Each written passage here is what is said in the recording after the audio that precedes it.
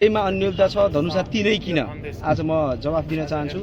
धनुषा 3 मधेसको नाक हो, यो नाक है, र यो नाकमाथि जुन माफियाहरूको कब्जा छ त्यो माफियाहरूसँग लड्न आएको छु म। मेरो प्रतिस्पर्धा म कसैले कोहीसँग हार जित अथवा त्यसको मलाई कुनै चिन्तै छैन।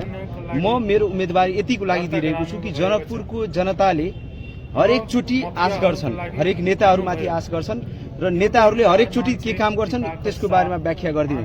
मसँगै उम्मेदवारी दिने नयाँ पुरानाहरू पनि ब्याच लगाइसकेका छन्, सांसद बनिसकेका छन् र ती बनिसकेका सांसदहरूले यो ठाउँको लागि के गरेका छन् यहाँका जनतालाई मभन्दा बढी थाहा छ।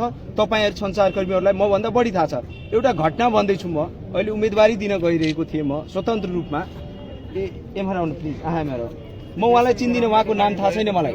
उहाँ पनि उम्मेदवारी दिन आउनु भएको छ स्वतन्त्रमा। उहाँ कहाँको हो मलाई थाहा छैन, तर उहाँ भन्दै हुनुहुन्छ म 3 नम्बर क्षेत्रको हो। उहाँले के गर्नुभयो भने अहिले भर्खरै उहाँको आँखामा आँसु हेरे रुन थाल्नुभयो।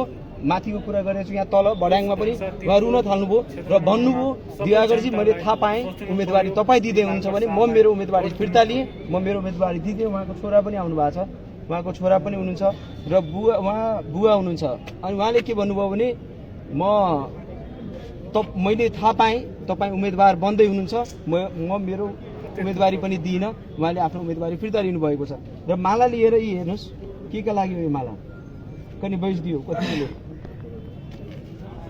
हमार जते 3 नंबर प्रदेश माफिया से कब्जा में है, हम उहे मुक्त करे वाला एगो वीर योद्धा के तलाश में छलिए, लेकिन नहीं मिले छलिए। तो हम खुद रणभूमि में उतर 2072 साल में जे निर्वाचन आई अपन उम्मीदवारी किया नहीं दिलिए हमरा हम उम्मीदवारी नहीं दिलिए कि प्रभाकर दाई मजदूर के हक हित संरक्षण मंच के अध्यक्ष छी। हम ई रिक्शा ठेला दैनिक केलेदार कृषि लगाए जते ठेला सब चले मजदूर हवे सब मजदूर के, और हमरा सब मजदूर बार बार पठक रहले कहने कि अपना कोई पार्टी नहीं देतो, अपना सबके साथ पिटतो लुटतो मारतो और शोषण करतो, ककरो चून। लेकिन हमरा कतो नहीं भेटे छलिए। विभाकर दाई से संपर्क बनबो चाहे छलिए, हमरा नंबर नहीं कोई दे छलिए। हम कते जगह पता लगेलिए कुछ नहीं, लेकिन हमर गरीबी अवस्था देख के हमरा हेप दे छलिए के लेकर पास कदी घुपचुप बेचे कथि काई दिए एकरा पास। लेकिन हम अपने सबके एक चीज कहला चाहे छी, हम हमेशा जनता के समस्या की है, जनता की पीड़ा की है, वो एक पत्रकारिता के मार्फत से हम बड़ा नजदीक से देखने छी। तै द्वारा कम से कम जनता की ये कहला हम अत नेता बनेला नहीं आयल छी, हम सबके क्लियर करेला चाहे छी। हम बस एक मौका चाहे छी नेतृत्व के।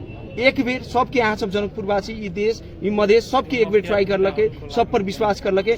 एक अंतिम बेर कम से कम मरे से पहले हमरा ई हेते, जब अंतिम सांस लेते रहबे हम तखनी हमरा कम से कम ई हेते जे मरे से पहले हम ट्राई नहीं कर लिए कुछ जना एक पत्रकारिता करे में हमरा भक्खर बगले के